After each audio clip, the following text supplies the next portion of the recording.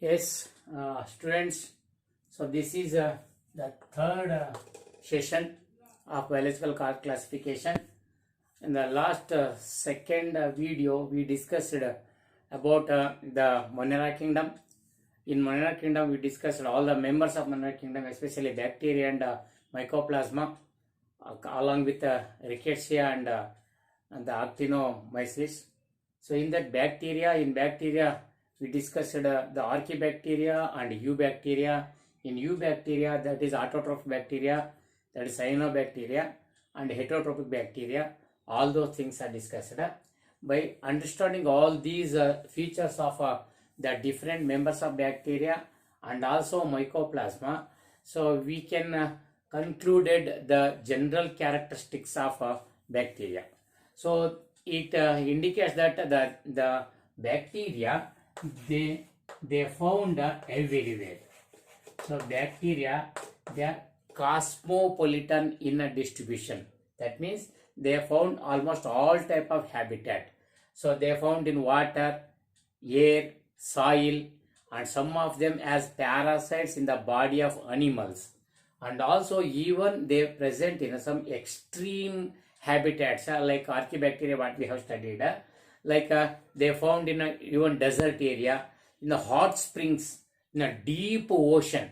Okay, in a handful of soil consists of thousands are together bacteria, and these bacteria they play a very important role in human society as the friends as well as the foes. That means they have both benefits and also the harmful behavior with regarding to human society. And also these bacteria, they exhibit a great diversity in the nutrition or mode of nutrition. That means some of them are autotrophs, some of them are heterotrophs. In autotrophs, they are photosynthetic or chemosynthetic. In heterotroph, they are parasitic or saprophytic in this way. So, and also they reproduce both asexually, sexually. So various methods are expressed. And these bacteria, so based on their shape, they are classified. That is important. One question we have to remember. So classified into 4 groups mainly. They are classified into 4 groups mainly. Those are the first one, the spherical shaped coccus. Those are called coccus. So coccus, these are a spherical shaped bacteria. And second one, the rod shaped bacillus. Rod shaped bacillus bacteria. Rod shaped. And the third one, those are the spirillum, spiral shaped. Okay, those are called as spirillum. A spiral shaped, that is a spring shaped. So those are a spirillum. Okay, spirillum. And then one more we can quote, those are comma shaped. So comma shaped, those are called a vibrillum. Vibrillum. Okay. So these are various type of bacteria. These are in plural form. Coccus plural form cocci, bacillus bacilli, spirillum spirilla, and then vibrium vibrio. So these are the different type based on their shape. For example, coccus, these are a spherical shape like that, a spherical shape. Okay. And in case of bacillus, they are rod shaped. Look at this. So these are a rod shaped structure. In spirillum, so they are in the form of spring shape, spirilla shape like this. Okay. In case of vibrio, they are comma shape like this. Okay. So they may be present like this. Okay. Comma shape. Okay. So this is comma shape. So they depend upon the shape of the body. These are the this is one type of classification. Okay. So here, if they present like this, a single spherical bacteria like this, this is monococcus. Monococcus bacteria. In some cases, they are attached each other. So 2 of them attached like this. So like this. So this is a diplococcus. Diplococcus. Or they may be tetracoccus like this. Ither 4 idu tetracoccus agbodu. Or they may be in the form of a long chain like. So this is streptococcus. Streptococcus.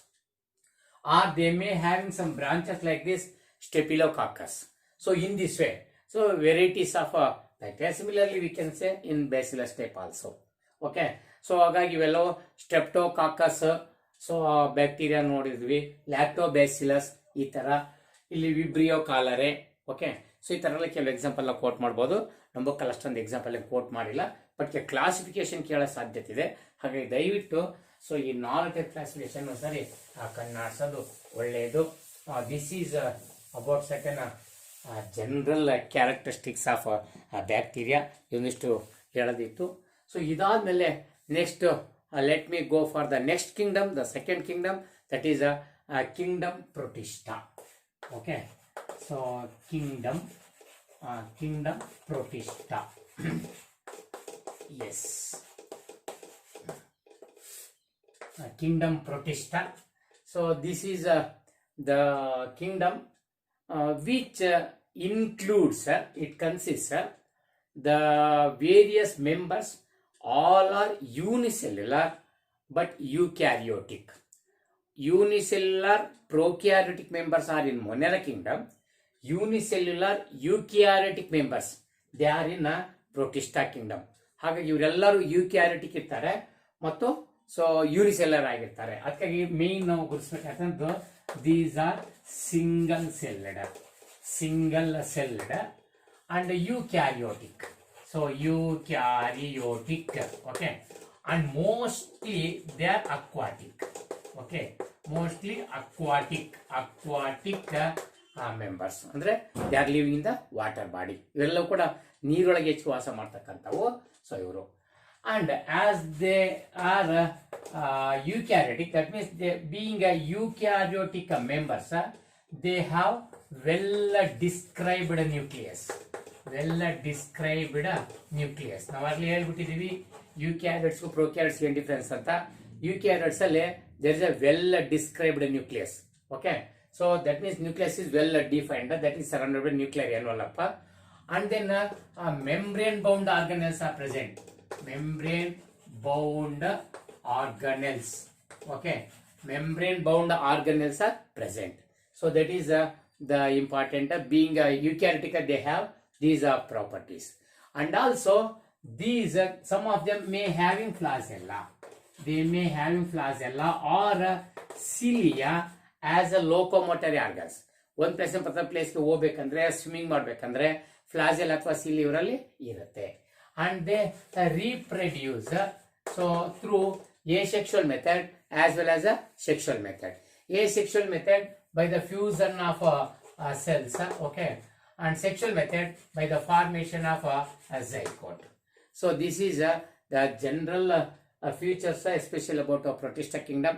ಯಾರಾದ್ರೂ ಪ್ರೊಟಿಸ್ಟದ ಬಗ್ಗೆ ತಿಳ್ಕೊಬೇಕಂತಂದ್ರೆ ಇಷ್ಟು important properties ನೋಡ್ಕೊಂಡಿರ್ಬೇಕಾಗತ್ತೆ. Okay, ಹಾಗಾಗಿ all single celled prokaryotes in monera, all single celled eukaryotes in protista kingdom. So ಇದೊಂದು ನೋಡ್ಕೊಂಡಿರ್ಬೇಕು. After this come to the classification of these members. So how are the protistans are classified? So that is a very important area. Okay, so ಇವನ್ನ classification ಮಾಡಿ. ಈಗ ತಾನೇ bacterial classification ಮಾಡಿದ್ವಿ monera kingdom ಅಲ್ಲಿ. So bacterial ಅವ್ರ body shape ಮೇಲೆ ಈಗ ತಾನೇ ಕಾಕಸು, ಬ್ಯಾಸಿಲಸ್ಸು, ಓಕೆ, ಸ್ಪೈರಿಲ್ಲ ಮತ್ತೆ ವಿಬ್ರಿಯೋ ಅಂತ ಮಾಡಿದ್ವಲ್ಲ, ಹಾಗೆ ಇಲ್ಲಿ ನಮ್ಮ ಪ್ರೊಟಿಸ್ಟನ್ಸ್ ಅನ್ನ ಹೇಗೆ ಕ್ಲಾಸಿಫೈ ಮಾಡ್ತಾ ಅಂತ ನೋಡೋಣ. ಒಂದು this is called linking Kingdom ಅಂತ ಕರಿತೀವಿ, ಲಿಂಕರ್ ಕಿಂಗ್ಡಮ್ ಅಂತ. Because it links with the fungi members ಜೊತೆಗೆ ಲಿಂಕ್ ಕೊಡುತ್ತೆ. ಅಂಡ್ ಆಲ್ಸೋ ದ ಪ್ಲಾಂಟ್ಸ್ ಜೊತೆಗೆ ಲಿಂಕ್ ಕೊಡುತ್ತೆ, ಅಂಡ್ ಅನಿಮಲ್ಸ್. ಸೊ ಇವರೆಲ್ಲರ ಜೊತೆಗೂ ಲಿಂಕಿಂಗ್ ಇದೆ. ಯಾಕಂದ್ರೆ ಇದ್ರ ಮೆಂಬರ್ಸ್ ಇವೆಲ್ಲ ಗ್ರೂಪ್ ರಿಲೇಟೆಡ್ ಇರ್ತಕ್ಕಂಥವರೆಲ್ಲ ಇದ್ರಿಗೆ ಬಂದಿದ್ದಾರೆ.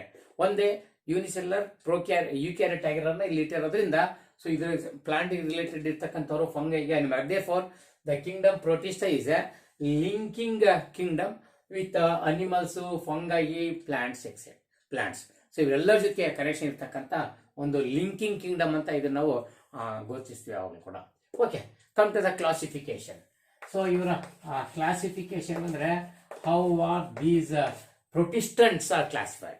Protistants, they are classified into 5 groups. So there are 5 sub groups our classify ಮಾಡ್ತೀವಿ. So which are those?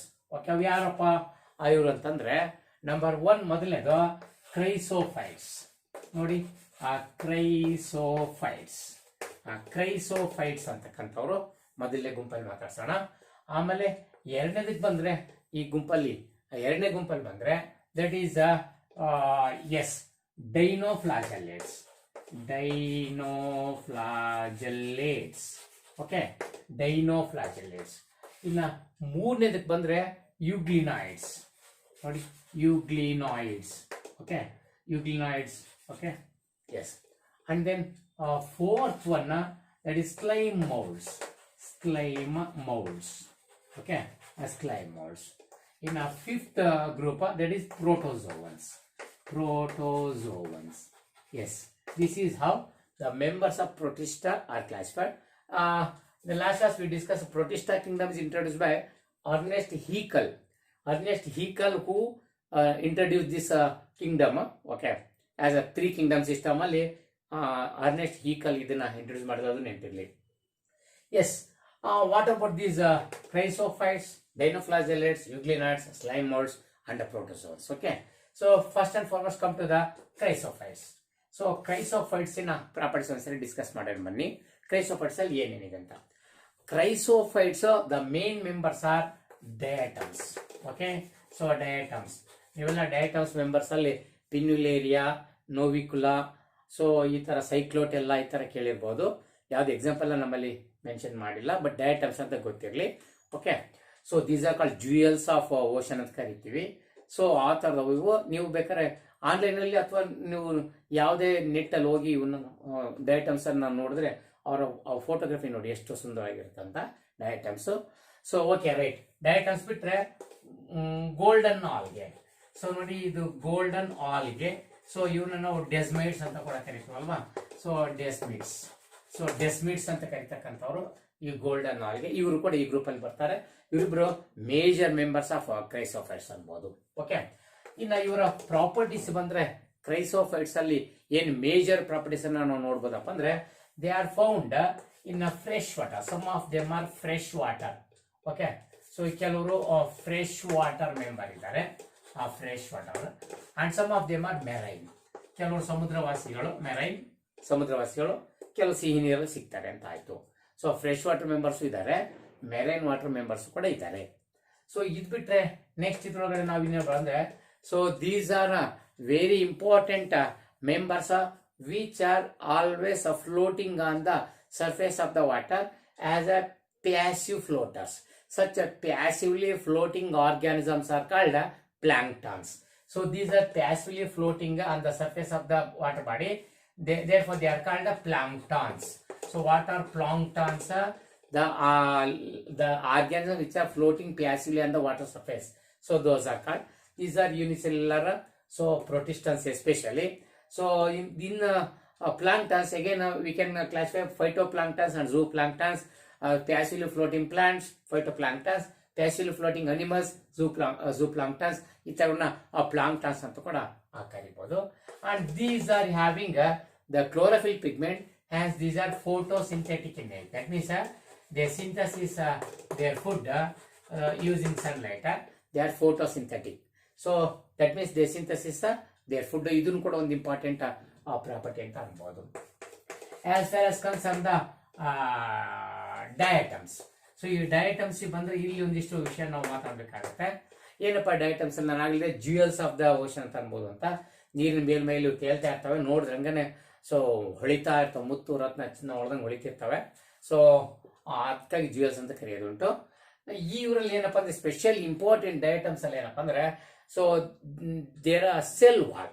ಇವಾಗ ಸೆಲ್ ವಾಲ್ ಇಲ್ಲ, that is important. This cell wall is very rigid and strong cell wall because of presence of silica. Okay, here cell wall, it is made up of silica, enriched with silica. Okay, some of them having only one cell, that is shell like cell wall. Okay, and some of them have two shell walls. So these cell walls, they are arranged fit to each other, one upon the other like a soap box. They are well fitted like a soap box. ಇದೊಂದು ಬಹಳಷ್ಟು important ಆಗಿ ನಾವು soap box ನೋಡಿರ್ಬೋದು. Soap ಬಿಡಕ್ಕಾದ್ರೆ soap box ಹೆಂಗಿರ್ತೀವಲ್ವಾ, so ಒಳಗಡೆ ಒಂದು cup ಇರುತ್ತೆ, ಮತ್ತೆ ಅದ್ರ ಮೇಲೆ ಒಂದು ಮುಚ್ಚಳ ಇರುತ್ತಲ್ವಾ. ಇವೆರಡು ಇರ್ತಕ್ಕಂಥವು ಅದನ್ನ ಒಳಗಡೆ ಹೈಪೋತೀಕ, ಮೇಲಕ್ಕೆ ಮುಚ್ಚತಕ್ಕಂಥದ್ದು ಎಪಿತೀಕ. ಈಗ ಎರಡು ತರ ಶೆಲ್ಗಳು ಇರ್ತವೆ. ಆ 2 ಶೆಲ್ಗಳು ಇರ್ತಕ್ಕಂಥದ್ದು ಬಹಳಷ್ಟು ಫೇಮಸ್. ಸೋಪ್ ಬಾಕ್ಸ್ ತರ ಇವನ್ನ ನಾವು ಬಳಸ್ಬೋದು. ಪಿನ್ಲೇರಿಯಾ, ನಾಟಿಕುಲಾ ಇವೆಲ್ಲ ಒಂದು ಚಿತ್ರ ನೀವು ನೋಡಿದ್ರೆ ಸೊ ಅವೆಲ್ಲೂ ಸೇಮ್ ಸೋಪ್ ಬಾಕ್ಸ್ ನೋಡ್ದಂಗೆ ಅನ್ಸುತ್ತೆ ಅಂತ. ಹಾಗಾಗಿ ಅವನ್ನ ನೀವು ಫೋಟೋದಲ್ಲಿ ಒಂದ್ಸರಿ ನೋಡೋದು ಒಳ್ಳೆಯದು ಅಂತ. ಓಕೆ, ಸೊ ಈ ತರ ಇರ್ತದೆ cell wall. Since it is made up of silica, the cell wall it is indestructible. Yes ನೋಡು, ಸೆಲ್ ವಾಲ್ ಈಸ್ ಇಂಡಿಸ್ಟ್ರಕ್ಟಿಬಲ್. ಇದೊಂದು ಪದ ಬೇಕು ನಮ್ಗೀಗ, indestructible. That means it does not easily undergo decomposition. After the death of the atoms, the shell remains for many years without undergoing the decomposition. So ಅಂದ್ರೆ ಈ datum ಸತ್ತಾದ್ಮೇಲೆ shell ಬಹಳಷ್ಟು ದಿನ ಹಂಗೆ ಉಳ್ಕತ್ತವೆ. ಯಾಕಂದ್ರೆ ಸಿಲಿಕಾದಿಂದ ಆಗಿದ್ದು ಇಂಡಿಸ್ಟ್ರಕ್ಟಿಬಲ್, ಸುಲಭವಾಗಿ ಅದು ಕೊಳ್ತೋಗಲ್ಲ ಅಥವಾ ಸೌದೋಗೋದಿಲ್ಲ ಅಂತ ಅನ್ಬೋದು. Hence, after the death of these atoms, the shells they deposit at the bottom of the water body. So, and they form an accumulation of these cells. So, form a thick layer of soil in a few hundred years. So, okay, this layer of soil that is formed to the accumulation of diatoms is called diatomaceous earth. ನೋಡಿ, diatomaceous earth. ಇದನ್ನ ಯಾವಾಗಲೂ ಎಕ್ಸಾಮ್ಗೆ ಕೇಳ್ತಿರ್ತೀವಿ. What is diatomaceous earth, what is its use ಅಂತ ಕೇಳ್ತೀವಿ.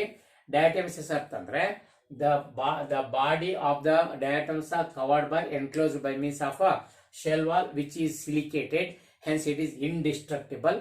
After the death of diatoms, the shells or cell wall it deposited at the bottom of the water body, and it in course of time it forms a thick layer of soil that is called the diatomaceous earth. This diatomaceous earth it is gritty in nature. So this is gritty. ಅಂದ್ರೆ ಹೇಗಿರುತ್ತಪ್ಪ ಅಂದ್ರೆ ಇದು ಗಟ್ಟಿಯಾಗಿರುತ್ತೆ, ಮತ್ತೆ ಸಣ್ಣ ಸಣ್ಣ ಸ್ಪಂಜಿನಂತ ತೂತುಗಳು ಇರ್ತವೆ. ಆ ತರ ಸ್ಪಂಜಿನಂತ ತೂತುಗಳು ಇರ್ತವೆ ಮತ್ತು ತುಂಬಾ ಹಾರ್ಡ್ ಇರ್ತಕ್ಕಂಥದ್ದು ಅಂತ ಅನ್ಕೋಬೇಕು. Gritty. Because of gritty nature, this diatomaceous earth is very useful. It is used as a polishing material. It is used as polishes. So polishing material. ಇದನ್ನ ಪಾಲಿಶ್ ಮಾಡಕ್ ಬಳಸ್ತೀವಿ. ತುಂಬಾ ಹಾರ್ಡ್ ಇರೋದ್ರಿಂದ ಈ ಉಪ್ಪು ಹಾಕದ ಹೆಂಗೆ ಗೋಡೆನೋ ಏನೋ ಉಜ್ಜಿ ಎಲ್ಲ ಬಣ್ಣ ಬಳಿಕಲ್ಲ, ಆ ತರ ಇದು ಪಾಲಿಶಿಂಗ್ ಮೆಟೀರಿಯಲ್ ಬಳಸಬಹುದು. ಅದು ಡಯಾಟಮೇಸಿಯಸ್ ಅರ್ಥನ. ಓಕೆ, ಅದ್ ಬಿಟ್ರೆ it is used in filtration. It used as filter. Okay, so in filtration especially to filter the oils. Okay, petroleum ಆ ತರ ಆಯಿಲ್ಸ್ ಅನ್ನೆಲ್ಲ ಫಿಲ್ಟರ್ ಮಾಡ್ಲಿಕ್ಕಾಗಿ ಫಿಲ್ಟ್ರೇಟ್ ಆಗಿ ಫಿಲ್ಟರ್ ಬಳಸ್ತಾರೆ. And also some syrups. Okay, so ಬೇಕಾದ ಸಿರಪ್ಗಳನ್ನ ತಯಾರು ಮಾಡ್ತೀವಿ ಮೆಡಿಸಿನ್ ಅಲ್ಲಿ, ಮೆಡಿಕಲ್ ಅಲ್ಲಿ. ಸೊ ಇವೆಲ್ಲ ಸಿರಪ್ಸ್ಗಳನ್ನ ಅಲ್ಲೆಲ್ಲ ಕೂಡ ಇದನ್ನ ಒಳ್ಳೆ ಏನು ಒಂದು ಫಿಲ್ಟರ್ ಬಳಸ್ತಾರೆ. ಎರಡು ಯೂಸ್ ಇದೆ ಡಯಾಟಮೇಸಿಯಸ್ ಅರ್ತ್ ಇಂದ. ಅದಕ್ಕೆ ಇದನ್ನ ತುಂಬಾ ಸರಿ ಎಕ್ಸಾಮ್ ಕೇಳ್ತಾ ಇರ್ತೀವಿ. ದಯವಿಟ್ಟು ಅದನ್ನ ಸರಿ ನೋಡ್ಕೊಳ್ಳಿ. Okay, so this is about the chrysophytes. ಇಷ್ಟನ್ನ ಕ್ರೈಸೋಫೈಟ್ಸ್ ಬಗ್ಗೆ ನೀವು ಚೆನ್ನಾಗಿ ನೋಡ್ಕೊಂಡಿರ್ಬೇಕು. ಇದಾದ್ಮೇಲೆ ನೆಕ್ಸ್ಟ್ ಮೆಂಬರ್ ಯಾರು? Dinoflagellates. Yes, come to the ಡೈನೋಫ್ಲಾಜೆಲ್ಲೇಟ್ಸ್.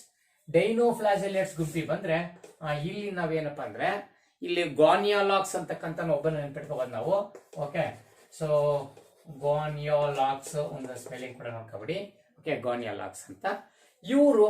These are also unicellular, eukaryotic ಎಲ್ಲ same general character. And these are purely marine. Okay, these are marine. Okay, marine animals. So ಎಲ್ಲ ಸಮುದ್ರವಾಸಿಗಳು ಇವರು, ಸಮುದ್ರದಲ್ಲಿ ಸಿಗ್ತಕ್ಕಂಥವ್ರು ಇವರು.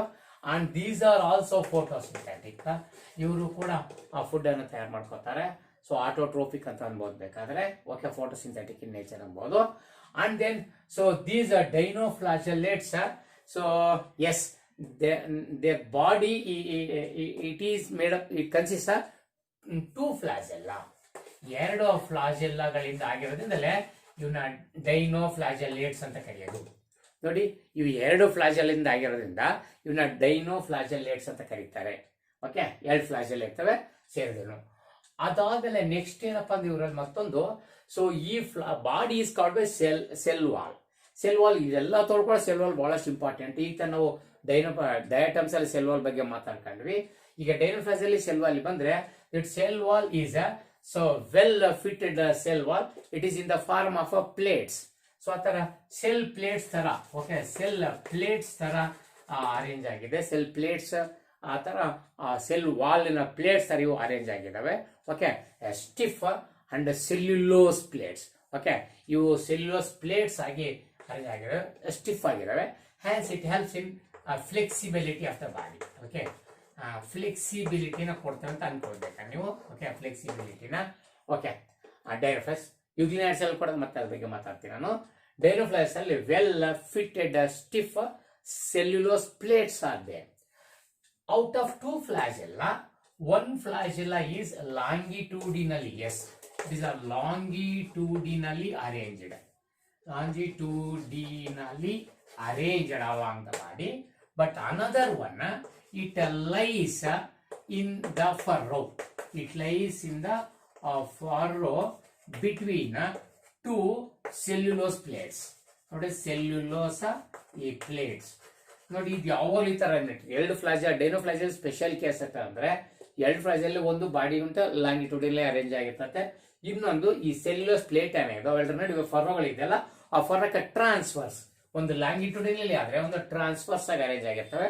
ಇದೊಂದು ಇವರ ಸ್ಪೆಷಲ್ ಕೇಸ್ ಆಗುತ್ತೆ ಡೈನೋಫ್ಲಾಜೆಲ್ ಅಲ್ಲಿ, ಇದೊಂದನ್ನು ನಾವು ಮರಿಬಾರ್ದು.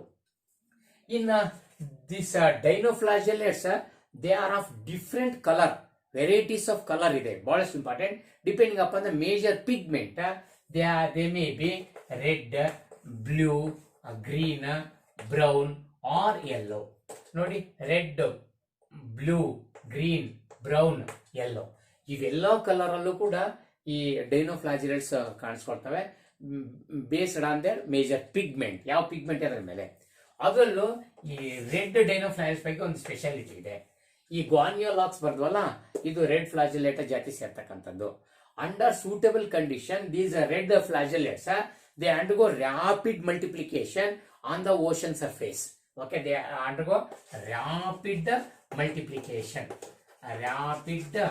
ಇದ್ದಕ್ಕಿದ್ದಂಗೆ ಅವ್ರ ಪಾಪ್ಯುಲೇಷನ್ ಎದ್ವಾ ಹೆಚ್ಚಾಗಿ ಹೋಗ್ಬಿಡುತ್ತೆ, ವೇಗವಾಗಿ ಮಲ್ಟಿಪ್ಲಿಕೇಶನ್ ಆಗಿ ಹೋಗ್ಬಿಡ್ತವೆ. And they turns the surface of the ocean into red colour. ಹಾಗಾಗಿನೇ ಅವ್ರ ಪಾಪ್ಯುಲೇಷನ್ ಯಾವಾಗ ಬೇಕೋಷ್ಟು ಒಂದು ವಾಟರ್ ಮೇಲೆ ಸ್ಪ್ರೆಡ್ ಆಗಿಬಿಡುತ್ತೋ, ಇಡೀ ವಾಟರ್ ಆ ಏರಿಯಾ ಎಲ್ಲ ರೆಡ್ ಕಲರ್ ಆಗೋದು, ಸಮುದ್ರದ ಮೇಲೆ ರೆಡ್ ಕಲರ್ ಕಾಣಿಸ್ತಾ ಇರುತ್ತೆ. And it produces the tides, those are called red tides. ಅವನ್ನ ರೆಡ್ ಟೈಡ್ಸ್ ಅಂತ ಕರೀತಾರೆ, ಕೆಂಪು ಅಲೆಗಳು ಅಂತ. ಈ ತರ ಕೆಂಪು ಅಲೆಗಳ ಯಾರು ನೋಡ್ಬಿಟ್ರೆ ಏನು ಸಮುದ್ರ ನಿನ್ನೆ ಹಿಂಗಿತ್ತು ಇವತ್ತೆಲ್ಲ ಕೆಂಪಾಗ್ಬಿಟ್ಟಿದಲ್ಲಿ ಇದು ಹೆಂಗಾಯ್ತು ಅಂತ ಆಶ್ಚರ್ಯ ಪಡ್ಬೇಕು. ಆ ತರ ರೆಡ್ ಟೈಡ್ಸ್ ಅನ್ನು ಮಾಡ್ಬಿಡ್ತವೆ. ಅದೊಂದು ಸ್ಪೆಷಲ್ ಗುಣ ಇವ್ರದ್ದು, ಯಾವುದು ರೆಡ್ ಡೈನೋಫ್ಲಾಜೆಲೇಟ್ಸ್ ಇಂದು. ಈಗ ಆಗಿರೋದು ಒಳ್ಳೆ ವಿಷಯ ಅನ್ಕೋಬೇಡಿ. So these members as they increases in the population, they becomes a toxic, okay, to the aquatic animals, especially fishes. So they cause a mass death of fishes because of this toxicity. ನೋಡಿ, population ಜಾಸ್ತಿ ಆದಂಗೆ ನೀರಲ್ಲಿ toxic ವಿಷ ಪ್ರಮಾಣ ಹೆಚ್ಚಾಗುತ್ತೆ, ಅದರಿಂದ ಬಹಳಷ್ಟು ಮೀನುಗಳು ಸತ್ತು ಹೋಗ್ತವೆ. ಸೊ ಇದು ಒಂದು ಮಾಸ್ ಡೆತ್ ಆಫ್ ಫಿಶ್ ಕಾರಣ ಅಂತ ಇಲ್ಲೊಂದು ವಿಶೇಷ. ಇದನ್ನೊಂದು ನೆನಪಿಗೆ ರೆಡ್ ಟೈಡ್ಸ್ ಬಗ್ಗೆ ಒಂದಿಷ್ಟು ವಿಷಯ ಹೇಳ್ಬೋದು. So this is about the dinoflagellates. ನೋಡಿ, ಡೈನೋಫ್ಲಾಜೆಲೇಟ್ಸ್ ಬಗ್ಗೆ ಇಷ್ಟು ವಿಷಯಗಳನ್ನ ನಾವು ಇಲ್ಲಿ ಮೆನ್ಷನ್ ಮಾಡಬೇಕಾಗುತ್ತೆ. So this is about dinoflagellates. What next come to the euglenoids. Yes, euglenoids ಬನ್ನಿ. ಸೊ ಯುಗ್ಲಿನಾಯ್ಡ್ಸ್ ಅಲ್ಲಿ ನಾವು ಬಹಳಷ್ಟು ಇಂಪಾರ್ಟೆಂಟ್ ನೋಡಿ, ಯೂರೋಫೋಟೋಸಿಂಥೆಟಿಕ್. ಯುಗ್ಲಿನಾಯ್ಡ್ಸ್ ಅಲ್ಲಿ ಫೋಟೋಸಿಂಥೆಟಿಕ್ ಹೌದು, ಆಮೇಲೆ ಇವರು ನಾನ್ ಫೋಟೋಸಿಂಥೆಟಿಕ್ ಅಥವಾ ಹೆಟ್ರೋಸೈಡ್ಸ್ ಅಥವಾ ಹೆಟ್ರೋಟ್ರೋಪ್ಸ್ ಹೌದು. ಸೊ ಎರಡೂ ಅದು ಬಿಹೇವ್ ಮಾಡ್ತಾರೆ ಇವರು. ಅದಕ್ಕಾಗಿ ಇದು ನೋಡಿ, ಇದರಲ್ಲಿ ಇದು ಲಿಂಕರ್ಸ್ ಫ್ಯಾಮಿಲಿ ಅಂತ ಯಾಕಂದ್ರೆ ಇದೇ ಕಾಣ್ತಾಗಿದೆ. ಇಲ್ಲಿ ಎಸ್ಪೆಷಲಿ ಡೈನೋಫ್ಲಾಜೆಲೇಟ್ಸ್ ಅಲ್ಲಿ ಗ್ವಾನಿಯೋಲಾಕ್ಸ್ ಅನ್ನು ನೆನ್ಪಿಟ್ಕೊಳ್ಳಿ. ಇಲ್ಲಿ ನಾವು ಹೆಂಗೆ 2 ಎಕ್ಸಾಂಪಲ್ಸ್ ಅನ್ನ ಕೊಟ್ಟಿದ್ವೋ ಆ ತರ ಇಲ್ಲಿ ಒಂದು ಎಕ್ಸಾಂಪಲ್ ನ ತಗೊಳ್ಳಿ. ಮತ್ತೆ ಇಲ್ಲಿ ಬನ್ನಿ, ಯುಗ್ಲಿನಾಯ್ಡ್ಸ್ ಬಂದ್ರೆ ಯುಗ್ಲಿನಾ ಒಂದು ನೆನಪಿರ್ಲೇಬೇಕು. ಯುಗ್ಲಿನಾನ ನೀವೆಲ್ಲರೂ ಕೂಡ ಚೆನ್ನಾಗಿ ಪರಿಚಯ ಮಾಡ್ಕೊಂಡಿರ್ಬೇಕು ಅದನ್ನ. ಓಕೆ, ಎಸ್, ಯಾಕೆ ಯುಗ್ಲಿನಾ ಒಂದು ಸ್ಪೆಷಲ್ ಅಂತ ಹೇಳ್ತೀವಿ ಅಂತಂದ್ರೆ, ಎಸ್, ದಿಸ್ ಯುಗ್ಲಿನಾ ಬಂದ್ರೆ ಇಲ್ಲಿ it behaves as animal as well as plant. ಇದು ಅನಿಮಲ್ ಮತ್ತೆ ಪ್ಲಾಂಟ್ ಎರಡೂ ಕೂಡ ಬಿಹೇವ್ ಮಾಡುತ್ತೆ, ಅದಿದ್ರ ಸ್ಪೆಷಾಲಿಟಿ. ಓಕೆ, ಸೊ ಹಾಗಾಗಿ ಎಸ್ ನೋಡಿ, ಒಂದು ಯುಗ್ಲಿನಾನ ಬಾರಿನ ಹೀಗೆ ಎಸ್ ಮೆನ್ಷನ್ ಮಾಡ್ಬೋದು. So this is euglena. Okay, yes, euglena. This is animal which behaves as both plant and animal ಅಂತ ಹೇಳ್ತಾರೆ. ಅದಕ್ಕೆ ಎಸ್, ಏನೇನು ಹೇಳ್ಬೋದು ಯುಗ್ಲಿನಾಯ್ಡ್ಸ್ ಅಲ್ಲಿ ಅಂತ. ಯುಗ್ಲಿನಾಯ್ಡ್ಸ್ ಅಲ್ಲಿ ಕ್ರೈಸೋಫೈಟ್ಸ್ ಫ್ರೆಶ್ ವಾಟರ್ ಅಲ್ಲಿ ಇದ್ದು ಮೆರೈನ್ ಅಲ್ಲಿ ಇದ್ರು, ಡೈನೋಫ್ಲಾಜೆಲೇಟ್ಸ್ ಮೆರೈನ್ ಅಲ್ಲಿ ಇದ್ರು. ಇವರು ಫ್ರೆಶ್ ವಾಟರ್ ಅಲ್ಲಿ ಇರ್ತಾರೆ ಯುಗ್ಲಿನಾಯ್ಡ್ಸ್. ಓಕೆ, ಸೊ ಫ್ರೆಶ್ ವಾಟರ್ ಅಲ್ಲಿ ಇರ್ತಾರೆ, ಅದು ಸ್ಟಾಗ್ನೆಂಟ್ ವಾಟರ್ ಅಲ್ಲಿ, ನಿಂತಿರೋ ನೀರಲ್ಲಿ ಇವರು ಜಾಸ್ತಿ ಬೆಳೀತಾರೆ. ಫ್ರೆಶ್ ವಾಟರ್ ಅಲ್ಲಿ ನಿಂತಿರೋ ನೀರಲ್ಲಿ ಜಾಸ್ತಿ ಸಿಗ್ತವೆ ಯುಗ್ಲಿನಾಯ್ಡ್ಸ್ಗಳು. ಓಕೆ, ಅದು ಒಂದು ಇಂಪಾರ್ಟೆಂಟ್. ಇನ್ನು ಎರಡನೇದಾಗಿ ಇವರು so they marks as both photosynthetic okay as well as heterotrophs ಅಂತ ಹೇಳಿದೆ ನಾನಾಗ್ಲೇ. ಇವರು ಫೋಟೋಸಿಂಥೆಟಿಕ್ ಆಗಿ ಕೆಲಸ ಮಾಡಬಹುದು, ಹೆಟ್ರೋಟ್ರೋಪ್ಸ್ ಅಥವಾ ಪ್ರಿಡೇಟರ್ ಆಗಿ ಕೆಲಸ ಮಾಡಬಹುದು ಅಂತ. ಸೊ ಪ್ರಿಡೇಟರ್ಸ್ ಯಾಕಂಗಂತಾರೆ ಅಂತಂದ್ರೆ, so when there is sunlight they prepare their own food by using the chlorophyll pigment. They have ನೋಡು ಇದೆಲ್ಲ ಕ್ಲೋರೋಪ್ಲಾಸ್ಟ್ ಇದೆಲ್ಲ ಕ್ಲೋರೋಪ್ಲಾಸ್ಟ್. ಈ ಕ್ಲೋರೋಪ್ಲಾಸ್ಟ್ ಇದೆ. Under the sunlight this chloroplast is synthesize the food. So therefore the chloroplast it is similar to the chloroplast that present in higher plants. Higher plants ಅಲ್ಲಿ ಏನು chloroplast ಇದೆ same chloroplast ಇಲ್ಲೂ ಕೂಡ ಇದೆ. So ಅದರಿಂದ ಇದು food ತಯಾರು ಮಾಡ್ಕೊಂತ ಫೋಟೋಸಿಂಥಸಿಸ್ ಅಲ್ಲಿ no doubt. But in the deprived sunlight, in the less sunlight, in solar light ಇಲ್ಲದೆ ಇದ್ದಾಗ ಅಥವಾ ಸೋಲೈಟ್ ಸಾಕಷ್ಟು ಇಲ್ಲದೆ ಇದ್ದಾಗ they become predators. That means they used to catch the smaller prey, prey, smaller animals and eat them. So therefore they behave as predators in the absence of sunlight. That is why it referred as both animal as well as plant. ಅದಕ್ಕಾಗಿ ಇದನ್ನ animal ಅಂತಲೂ ಕೂಡ ಅನ್ಬಹುದು, plant ಅಂತ ಕೂಡ ಅನ್ಬಹುದು. Okay, ಇನ್ನು ಇಲ್ಲಿ ಸೆಲ್ ವಾಲ್ ಬಂದ್ರೆ ಮತ್ತೆ ನೋಡಿ ಎಲ್ಲ ತರ ಸೆಲ್ ವಾಲ್ ಮಾತಾಡ್ತಾ ಇದೀವಿ. ನೋಡಿ ಕ್ರೈಸೋಫೈಟ್ಸ್ ಅಲ್ಲಿ ಎರಡು ಸೋಪ್ ಬಾಕ್ಸ್ ತರ ಎರಡು ಸೆಲ್ ಪ್ಲೇಟ್ಸ್ ಆಗಿದ್ವು. ಸೊ ಅವು ಸಿಲಿಕಾದಿಂದ ಆಗಿದ್ದು ಡಯಾಟಮಿಸಿಸ್ ಹತ್ತಿಗೆ ಕಾರಣ ಆದವು ಅಂತ. ಇನ್ನು ಡೈನೋಫ್ಲಾಜೆಲ್ಲೇಟ್ಸ್ ಹೋದ್ರೆ ಅಲ್ಲೂ ಕೂಡ ಅಷ್ಟೇ well fit stiff cellulose plate ಆಗಿ ಕೆಲಸ ಮಾಡ್ತಿದ್ವು, ಸ್ಟಿಫ್ ಸಿಲೆಟ್ ಪ್ಲೇಟ್ಸ್ ಆಗಿ. ಇನ್ನು ಯುಗ್ಲಿಯಾಡ್ಸ್ ಬಂದ್ರೆ instead of cell wall the body is covered by okay ನೋಡಿ ಇಲ್ಲಿ ಸೆಲ್ ವಾಲ್ ಅಥವಾ ಇದಿಲ್ಲ, ಇಲ್ಲಿ ಪ್ಲೇಟ್ಸ್ ತರ ಇದಾವೆ, ಅವನ್ನ ಪೆಲಿಕಲ್ ಅಂತ ಕರಿತಾರೆ. ನೋಡಿ ಇಲ್ಲಿ ಬರ್ತಾರೆ ನೋಡಿ ಪೆಲಿಕಲ್. ಓಕೆ, ಇದು ಪೆಲಿಕಲ್ ಅಂತ. ಪೆಲಿಕಲ್ ನೋಡಿ ಇವೆಲ್ಲ ಪೆಲಿಕಲ್ಸ್.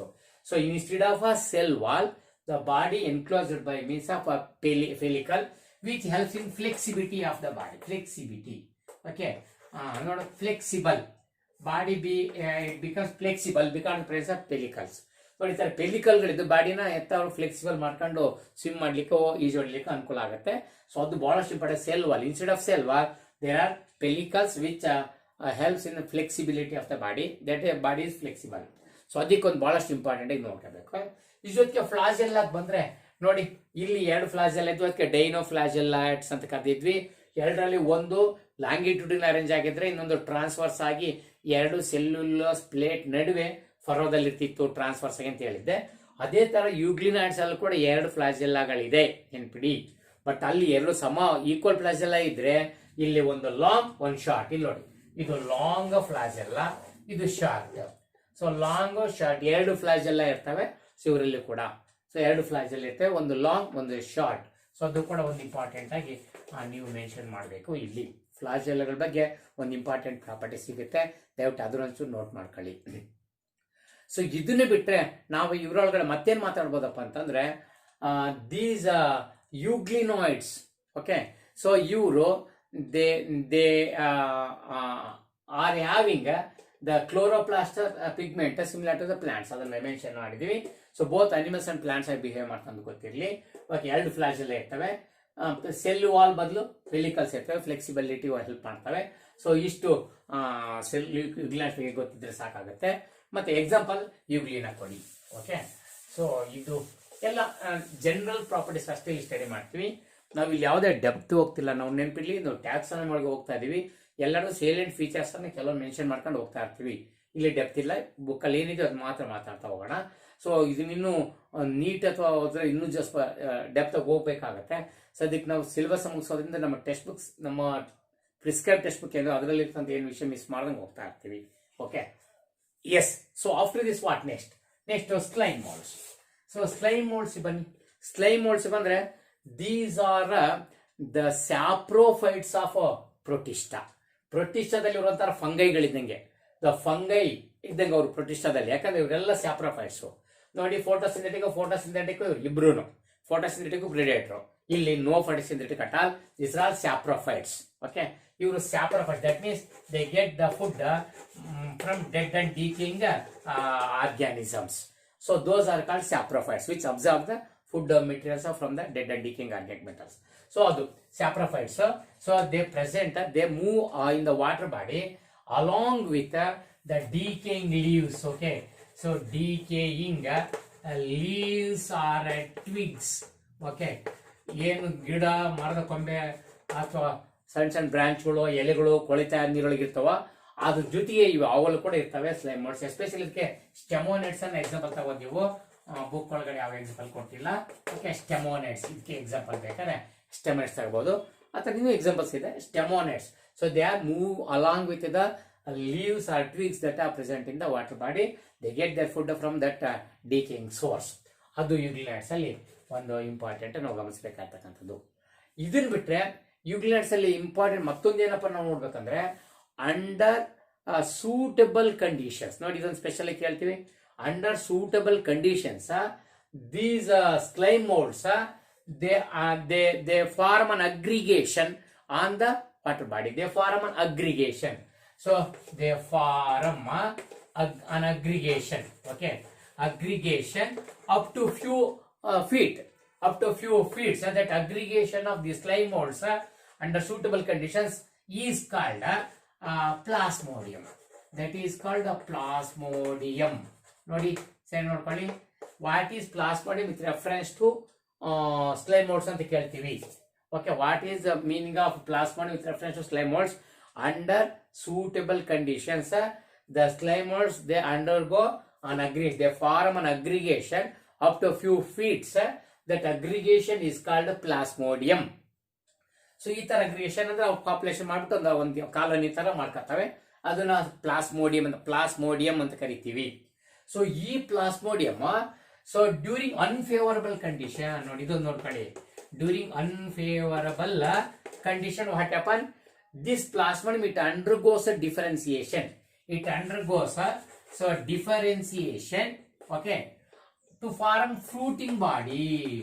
To form a fruiting body. Okay, to form fruiting body. Fruiting body ಅಂತ ಯಾವ ಅಂತಂದ್ರೆ ಯಾವುದು ರೀಪ್ರೊಡಕ್ಷನ್ ಗಾಗಿ ಗ್ಯಾಮೆಟ್ಸ್ ಅನ್ನೋ ಸ್ಪೋರ್ಸ್ ಅನ್ನು ಉತ್ಪತ್ತಿ ಮಾಡಕ್ಕಾಗಿ ಒಂದು ಆರ್ಗ್ಯಾನ್ಸ್ ಇಂದ ಸ್ಪೆಷಲ್ ಸ್ಟ್ರಕ್ಚರ್ ಉತ್ಪತ್ತಿ ಆಗುತ್ತೋ ಅದನ್ನ ಫ್ರೂಟಿಂಗ್ ಬಾಡಿ ಅಂತ ಕರಿಬೇಕು. ಈ ಪ್ಲಾಸ್ಮೋಡಿಯಂ ಮುಂದೆ ಫ್ರೂಟಿಂಗ್ ಬಾಡಿ ಕನ್ವರ್ಟ್ ಆಗುತ್ತೆ ಅನ್ಫೇವರಬಲ್ ಕಂಡೀಷನ್ ಬಂದಾಗ. This fruiting body produces the spores. It produces the spores at the tip. These spores covered by true cell wall. Okay, covered by true cell wall. Okay, ಅಂದ್ರೆ ಒಂದು strength ಅನ್ನ cell wall cover ಆಗುತ್ತೆ. This true cell wall it protects the spores for longer duration until the favorable season returns. When the favorable season returns, these spores they are carried by the wind current. And when they get the suitable habitat, they regenerate into new slime molds. So ಈ ತರ plasmodium ಆಗ್ತಕ್ಕಂಥದ್ದು ಇಲ್ಲಿ ಬಹಳಷ್ಟು important ಕೇಳ್ತೀವಿ. ಅದಕ್ಕೆ ಅದನ್ನು ಕೂಡ ಒಂಥರ ಸ್ಲೈಮ್ ಮೋಲ್ಡ್ ಬಗ್ಗೆ ದಯವಿಟ್ಟು ನೋಡ್ಕೊಳ್ಳಿ. ಓಕೆ, ಇದು ಬಿಟ್ರೆ ಇದ್ರೊಳಗಡೆ ಇನ್ನೇನಿಲ್ಲ. Next come to the protozoans. Yes, ಬೇಗ ನಮ್ಮ ಪ್ರೋಟೋಜೋವನ್ಸ್ಗೆ ಹೋಗೋಣ ಬನ್ನಿ. ಸೊ ಪ್ರೋಟೋಜೋವನ್ಸ್ಗೆ ಹೋದ್ರೆ ದೀಸ್ ಆರ್ ದ ಏನು ancient relatives of animals. This is the primitive relatives of animals ಅನ್ಬಹುದು. ಎಲ್ಲ ಪ್ರಾಣಿಗಳ ಮೂಲಜರು ಇವರು ಅನ್ಬಹುದು. ಯಾಕಂದ್ರೆ ಫಸ್ಟ್ ಪ್ರಾಣಿಗಳ ರೂಪದಲ್ಲಿ ನೇರವಾಗಿ ಕಾಣಿಸ್ಕೊಂಡು ಅವ್ರು ಅಂದ್ರೆ ಇವರೇ ಅಂತಲೇ. ಅದಕ್ಕಾಗಿ ಇವ್ರನ್ನ so this are primitive relatives of animals ಅಂತ ಅನ್ಬಹುದು. ಓಕೆ, ಪ್ರೋಟೋಜೋವನ್ಸ್ ಅನ್ನ. ಸೊ ಈ ಪ್ರೋಟೋಜೋವನ್ಸ್ ಬಂದ ಇವರೇನು most they present in a fresh water as well as a marine water. Even some of them present in a moist soil. Okay, moist soil. And no photosynthetic here. No question of photosynthetic. ಇಲ್ಲಿ photosynthetic ಇಲ್ಲಿ both photosynthetic predator. ಇಲ್ಲಿ ನೋಡಿದ್ರೆ ಅಲ್ಲೇ saprophytes. ಇಲ್ಲಿ ಬಂದು ಇವರೆಲ್ಲರೂ ಕೂಡ predators ಅಥವಾ ಹೆಟ್ರೋಟ್ರೋಪ್ಸ್.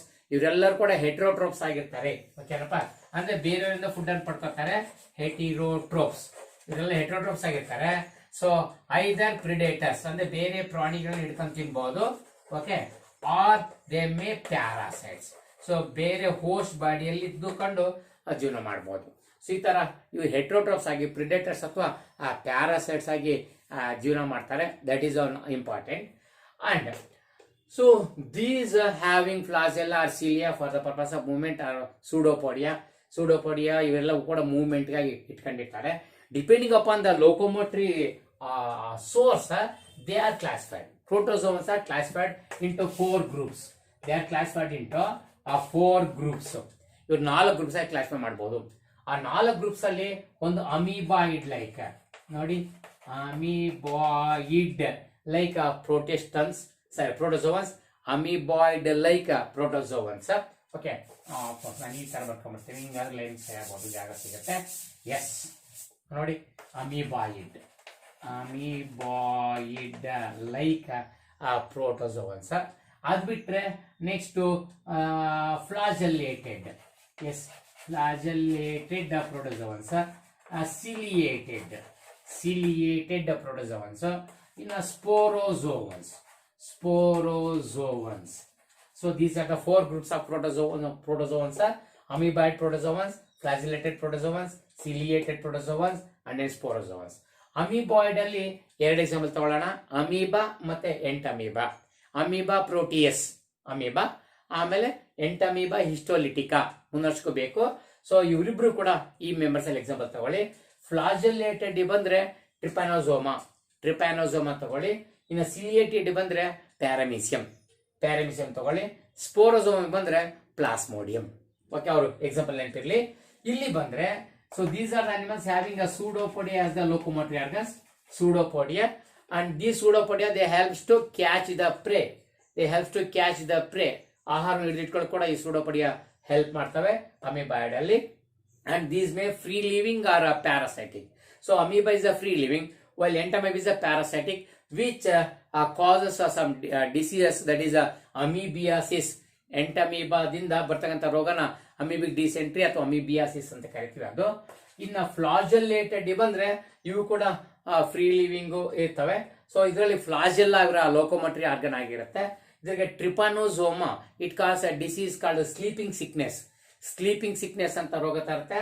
ಸೊ ಅದು ಟ್ರಿಪಾನೋಸೋಮಾ ಪ್ಯಾರಾಸೈಟ್ ಆಗಿದ್ದು, ಅದು ಸ್ಲೀಪಿಂಗ್ ಸಿಕ್ನೆಸ್ ಟ್ರಿಪಾನೋಸೋಮಾ ಬರುತ್ತೆ, ಮರಿಬೇಡಿ. ಇನ್ನು ಸಿಲಿಯೇಟೆಡ್ ಬಂದ್ರೆ entire body surrounded by cilia, number of cilia. So those cilia they help as a locomotory organs, and also by the coordinated movement of these cilia in a particular direction in the water current, they help to trap the food or smaller prey food source, and they push that food into a mouth-like structure on the body surface that is called gullet. They having a body, a small opening, a pore on the surface of the body, that is called gullet, which acts as a mouth. So this mouth helps to ingest the food that is collected by the cilia. So ಅದೊಂದು ನೋಡ್ಬೋದು. ಪ್ಯಾರಾಮೀಸಿಯಂ, so ಅದು ನೋಡ್ಕೊಂಡ್ರೆ ciliated ಒಂದು example ಸಿಗುತ್ತೆ. ಇನ್ನು ಸ್ಪೋರೋಜೋನ್ಸ್ ಅಂದ್ರೆ these are the protozoans which exhibit a special type of life cycle where they undergo infectious spore cell stage. infectious spore cell stage ಯಾರು ಹೋಗ್ತಾರೋ ಅವರೆಲ್ಲರೂ ಕೂಡ ಈ ತರ ಸ್ಪೋರೋಜೋನ್ ಸೇರಿಸಬಹುದು. ನಮ್ಮ ಮಲೇರಿಯಲ್ ಪ್ಯಾರಾಸೈಟ್ ಐತಲ್ಲ ಯಾರು, ಸೊ ಪ್ಲಾಸ್ಮೋಡಿಯಂ. ಓಕೆ, ಪ್ಲಾಸ್ಮೋಡಿಯಂ ಐತಲ್ಲ, ಪ್ಲಾಸ್ಮೋಡಿಯಂ ವಿವ್ಯಾಕ್ಸ್, ಮುಂದಿನ ವರ್ಷ ಇದೆಲ್ಲ ಮತ್ತೆ ಬೇಕಾಗುತ್ತೆ ನಿಮಗೆ. ಪ್ಲಾಸ್ಮೋಡಿಯಂ ಐತಲ್ಲ, ಇದು malarial parasite which causes malaria. Okay, so this is about the classification of protozoans, and this is about the kingdom protista. We shall meet next on the 4th video. Okay, so thank you. ಏನು doubt ಇದೆ ದಯವಿಟ್ಟು follow ಮಾಡಿ, question ಕೇಳಿ, ಸುಮ್ಮನೆ ಬೇಡಿ. Notes ಅನ್ನು ಕೂಡ upload ಮಾಡ್ತಾ ಇದ್ದೀವಿ. ಫಸ್ಟ್ ಚಾಪ್ಟರ್ ಅಪ್ಲೋಡ್ ಮಾಡಿದೀವಿ, ಈಗ ನೋಟ್ಸ್ ಅನ್ನ ಅಪ್ಲೋಡ್ ಮಾಡಿದ್ನ ಎಲ್ಲ ನೋಟ್ಸ್ ಅನ್ನು ಬರ್ಕೊಂಡಿರಿ. ಇದು ಕೂಡ ನೋಟ್ಸ್ ಅನ್ನು ಅಪ್ಲೋಡ್ ಮಾಡ್ತಿರ್ತೀವಿ. ಎಲ್ಲಕ್ಕಿಂತ ಹೆಚ್ಚಾಗಿ ರನ್ನಿಂಗ್ ಪಾಯಿಂಟ್ಸ್ ಅನ್ನು ನೋಡ್ತಾ ಇರಿ, ಮತ್ತೆ ಈ ವಿಡಿಯೋ ಹಾಕೊಂಡು ನೋಡ್ತಾ ಇರಿ. Okay, thank you.